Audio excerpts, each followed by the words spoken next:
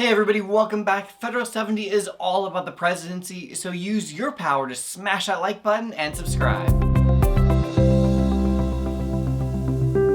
Your boy Alexander Hamilton wrote Federalist 70 to defend the installation of a unitary executive, meaning that there would be a single person as president. That might seem like a weird topic for an essay because it's very possible that until this moment, you've never even considered the possibility that the president would be anything but a single person. But when you remember that the Constitution set up a limited government and included things like separation of powers and checks and balances, specifically to make sure that no one person or part of government would have too much power, it makes you think. Hamilton's goal in this essay is to convince us that not only is a single president better and more effective, but the people will be more free this way also. His first argument is that a good government needs an active and decisive executive, saying that energy in the executive is a leading character in the definition of good government. It's essential to the protection of the community, to the steady administration of laws, the protection of property, and the protection of liberty. So right out of the gate, it's clear that Hamilton is arguing for a stronger executive. And he goes on to argue that a weak executive means an ineffectual government. A feeble or weak executive implies a feeble or weak execution of government. And this is really just another way to say a bad execution, which must be a bad government. So if the executive is too weak to enforce laws, it's only going to lead to a bad, inefficient outcome. Hamilton's answer is an energetic executive, one that's powerful enough to act when necessary. He lists 4 things to ensure an energetic executive: unity, duration, support, and competent powers. Hamilton basically says it's obvious that a single president is more conducive to having an energetic executive. Clearly, a single president will be more united than a plural executive would.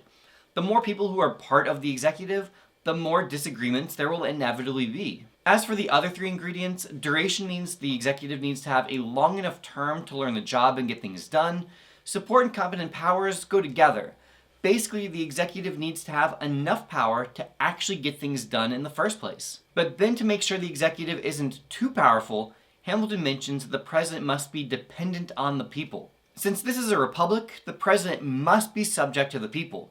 They must have power over the president to keep him in check. Okay, all of that's been kind of an intro so far. Let's get to the main idea, that giving the executive power to a single person will lead to better outcomes than dividing it up and giving it to a group of people. He's advocating for what can be called a unitary executive and against a plural executive. The first advantage Hamilton discusses is that if it's just one person making these important decisions, we'll have more activity, more secrecy, and the president will be able to act more quickly than would be possible if there were a plural executive trying to run things. Whenever there's 2 or more people trying to do something, there's always the chance of a difference of opinion.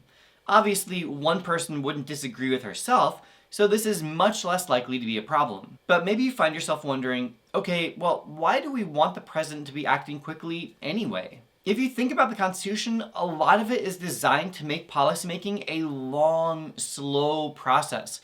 Hamilton's response is that while we definitely want Congress to act slowly and deliberately, we actually want the president to act quickly. Well, why? Staying with Congress, he says that promptitude of decision, meaning acting quickly, is more often an evil than a benefit. So if Congress is acting too quickly, they're more likely to make bad laws, poor laws, or laws that might strip people of their rights. So it's good for Congress to act slowly because it promotes deliberation and circumspection, meaning that there's time to examine all sides of things and anticipate how a policy could go wrong. Perhaps most importantly, this deliberation serves to check excesses in the majority. So again, it prevents majorities from being able to dominate and impose their will on minorities. So you want Congress to act slowly. On the other hand, Hamilton says that some of the most important qualities in the executive are vigor and expedition, which is a way of saying strength and decisiveness, being able to act quickly. Hamilton's argument is that Congress makes all the laws. All the president really does is execute and enforce the law. So if the law has already been made, we just need the president to carry it out and enforce it. And there's no benefit to it being slowly or weakly enforced. And this is especially true in times of crisis, war, or disaster. Hamilton asserts that the president needs to be able to act swiftly in such times. But maybe this idea of presidents acting quickly hasn't convinced you, since, like the framers, you're a big fan of limited government. Well, Hamilton says that it's also easier to assign blame and hold the president accountable when there's only one person serving in that role. And this might be his best argument. He says that one of the weightiest objections to a plurality in the executive is that it tends to conceal fault and destroy responsibility. And the reason why is because everybody's going to blame each other when things go wrong. And when things go well, they're each going to try and take credit.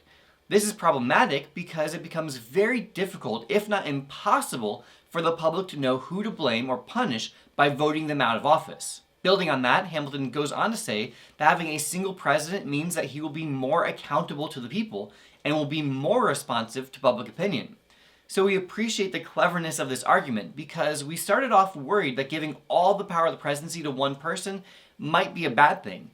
But as Hamilton was writing and writing like he's running out of time, he figured out how to argue that giving all that power to one person would actually give the people more power because public opinion will be a better check since it will know exactly who to blame or praise.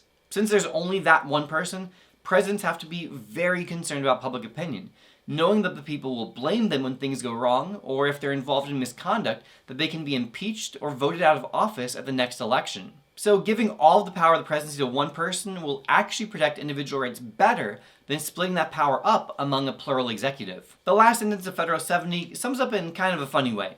Hamilton basically says that all intelligent people agree that a unitary executive is one of the best things in the whole Constitution. Checkmate, I guess. And on that note, that's it for this one. Until next time, this has been a La Money production. Thanks again for watching. I appreciate you so much. And if you want to do your best in class and on the exam, consider checking out the Ultimate Review Packet.